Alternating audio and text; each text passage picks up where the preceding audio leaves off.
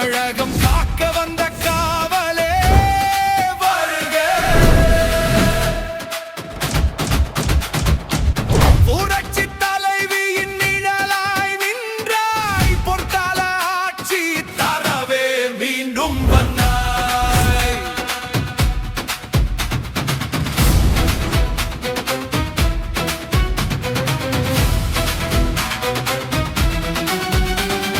முப்பதாண்டு காலம் நிழலாயிருந்தாய், முயற்சி எடுத்து கழகத்தை வளர்த்தாய்.